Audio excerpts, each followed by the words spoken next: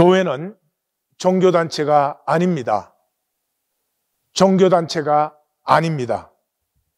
교회는 생명으로 사는 유일한 길입니다. 왜냐 그러면 현상은 전부가 단절되어 있거든요.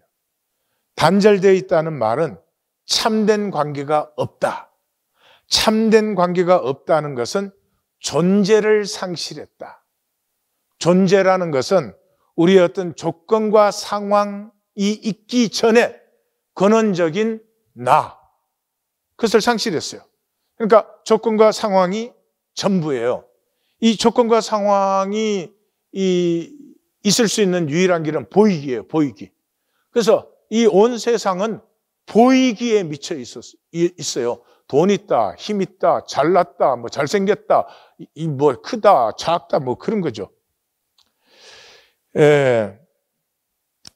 이 조건과 상황이 전부라는 말은 다른 말로 하면은 우리는 노예도 아니고 가축도 아니다. 노예는 이런 사람들이요. 이 세상에서 이 세상이 이렇게 의가 없다. 그러니까 뭐 사상, 철학, 예술, 운동 뭐 이걸로 반항하는 사람들이에요. 그러나 그 자체로는 현상에 리액트하는 것이죠. 현상이 악하다, 의가 없다 이런 것을 증거하는 것이 전부이지 절대로 현상을 의롭게 진실되게 바꿀 수는 없어요. 뭐 알잖아요. 자유평등 박애가 선포된 지 뭐 거의 250년이 이제는. 그런데 뭐 자유평등 박애가 지금 이 세상에 어디에 있습니까? 예. 결국은 립 서비스밖에 없죠.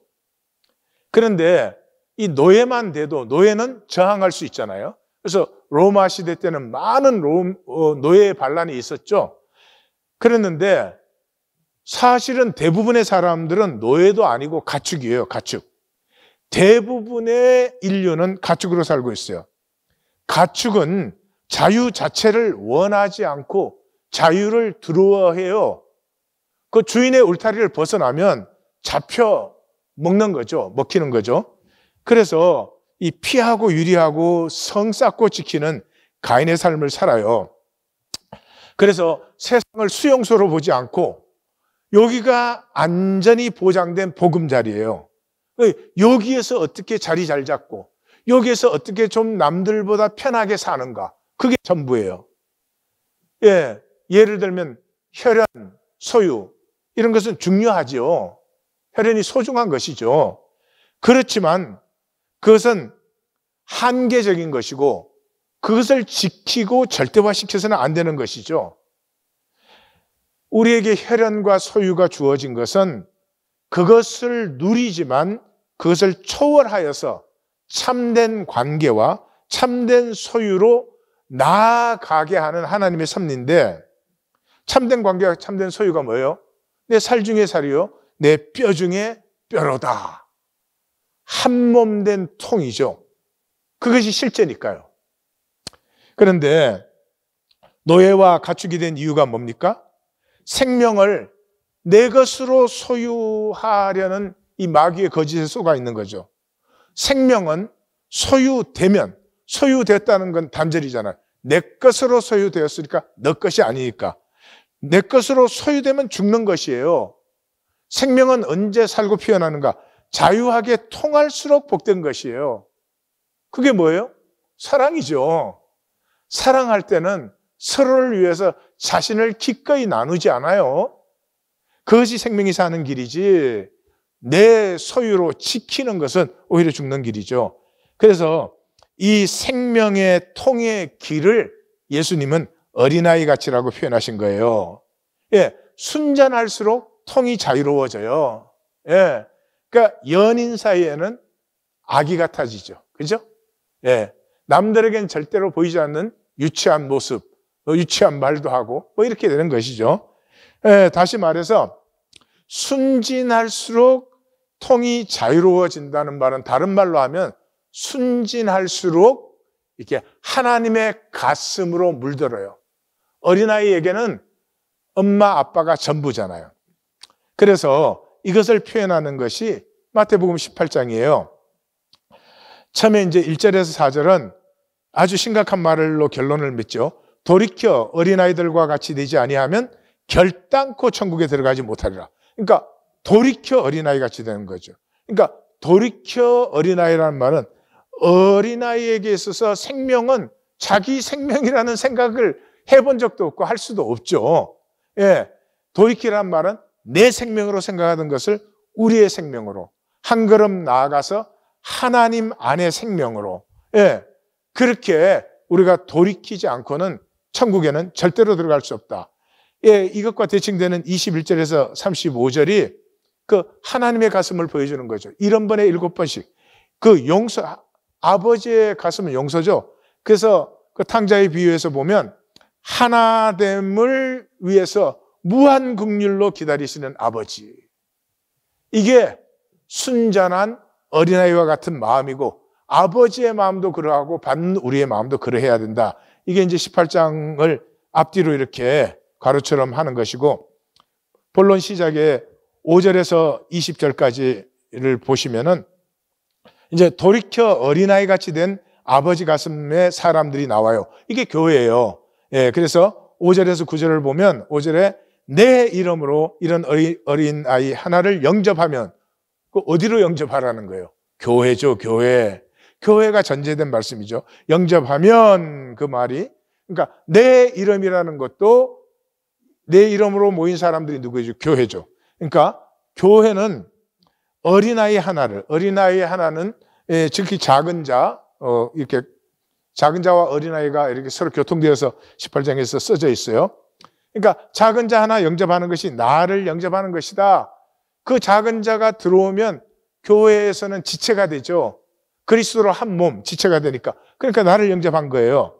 그래서 나를 믿는 작은 자 중에, 나를 믿는 자 중에 작은 자니까 이 교회의 지체죠. 그걸 하나를 실족케 하면 차라리 연자 맷돌이 목에 걸려서 깊은 바다에 빠지는 게 낫다. 그래서 뭐예요?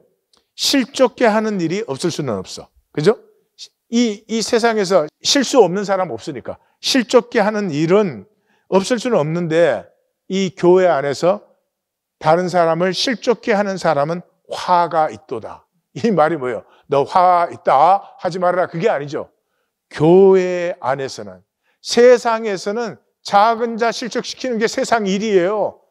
돈 없으면 깔보고 힘 없으면 무시하고, 교회에서는 그런 건 상상조차도 안 된다 이 말이죠. 그래서 이 섹션의 결론이 손이나 발이나 눈이 범죄하면 뽑아버려라. 예. 그런 것 없이 영생에 들어가는 것이 그것 가지고 지옥불에 들어가는 것보다 낫다. 그 말이 뭐예요?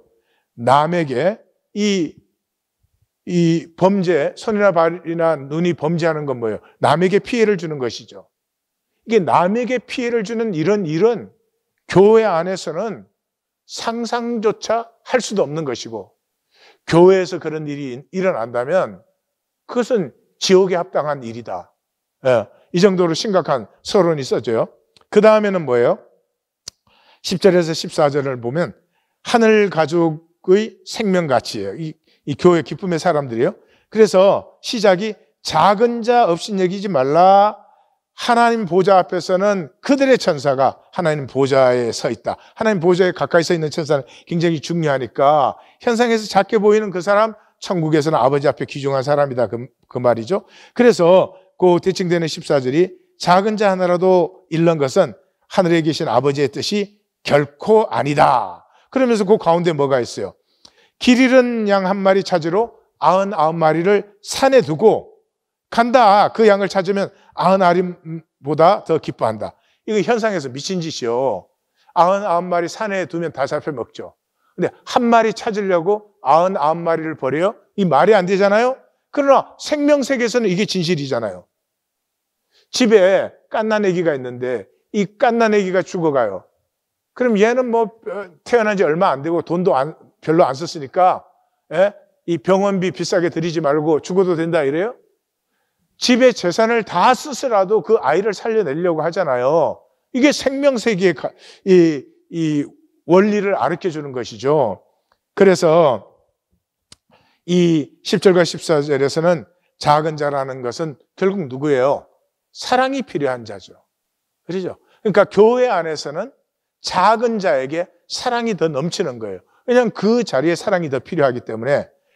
그래서 교회는 사랑으로 세워지는 유일한 관계예요, 이 세상에서는.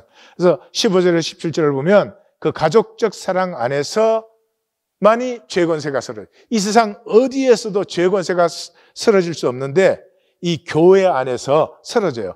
그래서 범죄가 나타나면 어떻게 하라고요? 처음에 그 사람만 상대하여서 권고해.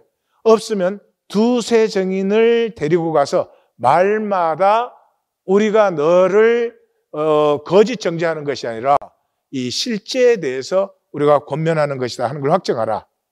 그렇게 해도 말 안 들으면 교회가 말하고 교회 말을 듣지 않으면 그 사람은 스스로 자신을 버린 사람이다.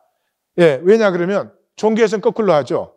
어떤 사람이 범죄하면 그 사람만 빼고 뒤에서 얘기해요. 그리고 루머만 있지 정의는 없어요. 정의는 아무것도 없는데 카드라 통신이에요. 왜냐 그러면 종교인은 남이 안 되는 걸 무척 좋아합니다. 이게 불쌍한 것이에요. 왜요 그래요? 자기가 안 되니까. 자기가 안 되는데 남이 잘 되면 이거 미치는 거죠. 이렇게 종교인은 이래요.